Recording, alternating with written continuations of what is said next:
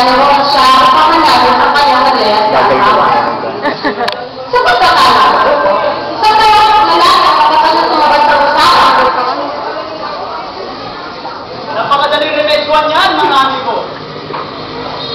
Nabiling iba si Simeon na si Ibarra sa tunay ng katauhan. Nagayaw siya bilang isang mag-aalabas. Pero napapapal sa mga mag-asawa, sa sukuha. Magbuot ka na ng ilog, kaya mamamit ka ng magbuot na tuwin na kanal. At sarang ilog ito. Susunod na naman ito na magbuot. Hindi problema yan. Silang bayaran. Ano? Galing ka? Silang din natin sa kanyang Amerika. Noon pa yun, pati sabi. Marami kami ang sumalukat kay Simeon. Ngunit tinalikuran na niya ang mga ito at sumunod sa ilalim ng kumiyata. At nakita sila si Basilio at Sagal.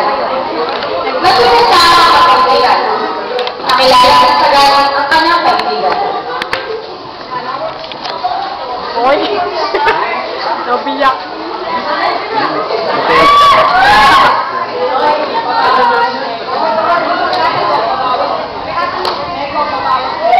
Yan, very good.